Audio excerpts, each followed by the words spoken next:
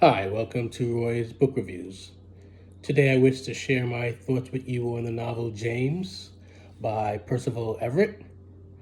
It's a highly lauded novel. I recently read and reviewed the novel Erasure, also by Percival Everett. That was a fantastic book. It was turned into a pretty good movie called American Fiction.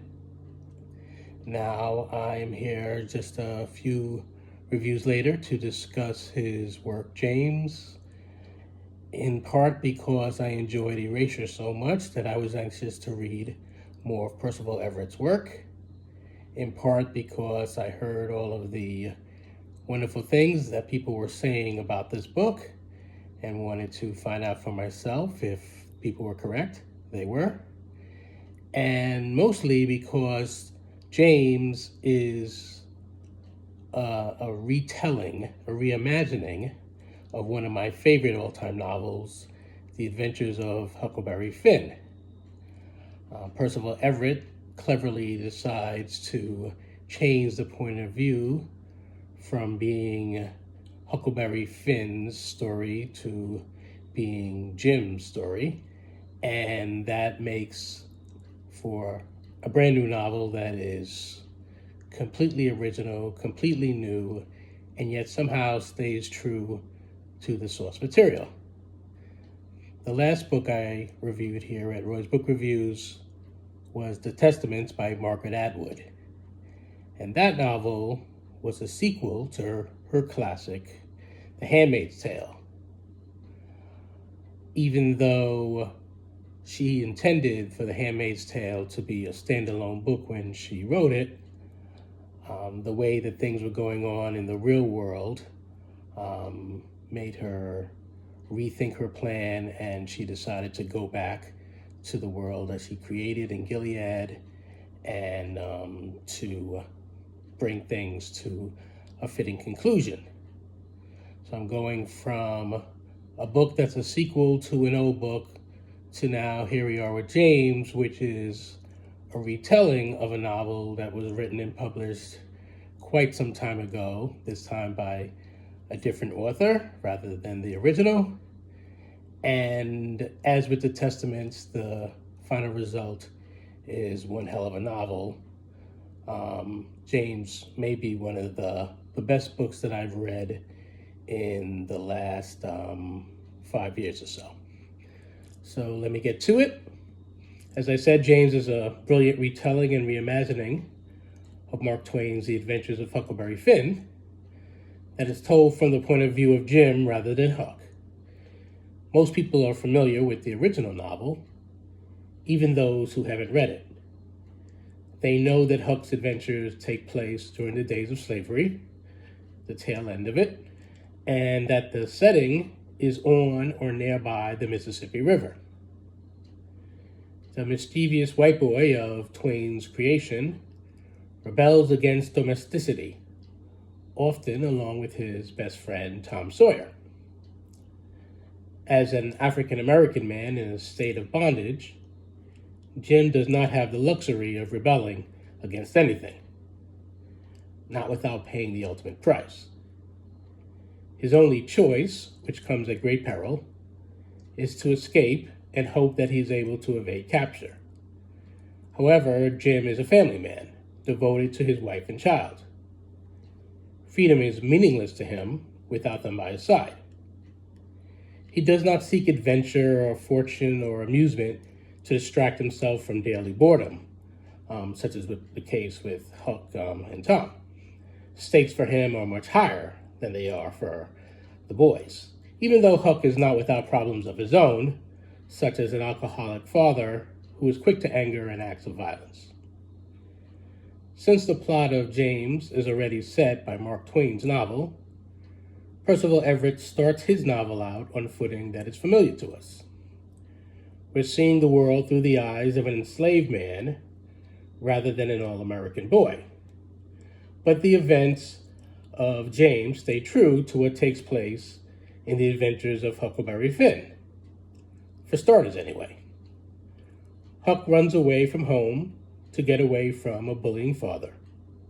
Jim escapes to avoid being sold away from his family, planning to somehow be reunited with them down the road, perhaps by being able to purchase their freedom with money that he will need to figure out how to obtain.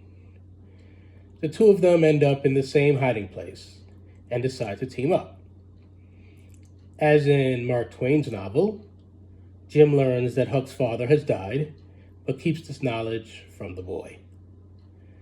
As they alternate traveling on the Mississippi by raft or whatever else they're able to obtain that will float, and moving about by foot when necessary, they make the acquaintance of various characters who are known to us from the original version of this story. And as with Twain's version, there are times when Jim and Huck get separated from each other.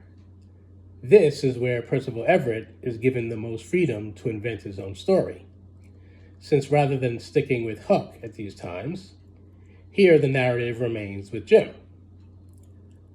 Among the differences between Twain's and Everett's novels is code switching. Jim speaks the way he's expected to when white people are around, but his true language is proper English that is spoken when the coast is clear. Jim can also read and write.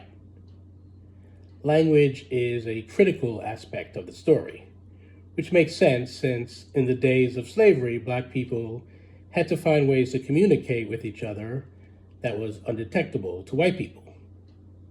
In a way, that tradition carries on to this day. In the news recently, for example, much ado has been made about the fact that Kamala Harris supposedly changes her dialect from one audience to another, even when speaking on the same subject. Somebody, Ducey, I believe his name is, asked a question in a press conference wanting to know why Kamala Harris sometimes speaks with a Southern accent. It was a ridiculous question that didn't deserve an answer, and an answer wasn't given. But nevertheless, it shows that the issue of black people modulating their tone, their style of speaking, to a degree, you could say their accent, depending on the audience, not only from black to white, but even from one group of blacks to another group of blacks to another group of whites, and so on and so forth. It just depends, on a variety of factors that has nothing to do with changing who you are, but just changing how you want to come about. Anyway, back to James. As I said, language is a critical aspect of the story. And in a way, that tradition carries on to this day. Now, the person named Jim in The Adventures of Huckleberry Finn is a slave. That defines who he is and what he does. It is his motivation and the limitation imposed on him by society, and also by the author, Mark Twain. As for Percival Everett James, he is a man that happens to be enslaved, but slave does not define him. He's also a husband and a father, and intelligent and curious, and shrewd and caring, and angry and optimistic and vengeful and cynical, and a dreamer and sympathetic and wise and wary, and a variety of other things. James is multifaceted as written by Everett because he is not merely a vehicle for Huck to learn how he feels about a society that permits and enforces slavery. James is not there primarily for a boy to realize what type of man he wants to become and avoid becoming. James is a fully realized fictional character who acts not how Twain's plot dictates he must, but rather one who behaves how a man in his situation might act when push comes to shove. There are plot elements that I won't reveal because I don't want to play spoiler. Instead, I will urge you to immediately obtain a copy of this fantastic novel in order to find out for yourself what happens. The only clue I will give is that I could see a movie adaptation of James being directed by Quentin Tarantino or Spike Lee. I said it upon review of his novel Erasure, and I will repeat it here. Percival Everett is a great writer. Give him his flowers. I can't wait to see what he gifts us with next. If you're one of those people who has not already read The Adventures of Huckleberry Finn, you might want to pick up Twain's classic first. Once you're done with that, definitely give James a shot. I think you will be very happy that you did. Until next time, happy reading.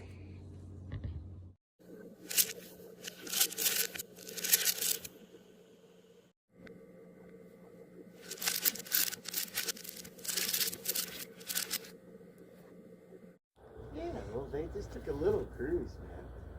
I got 10 minutes. Well, they're about to dock. Katie's hating. No, there she falls. She'll get wet. She's On the front? Yeah. I think it's a little girl. Jury's out. It's a woman. I think it's a little girl.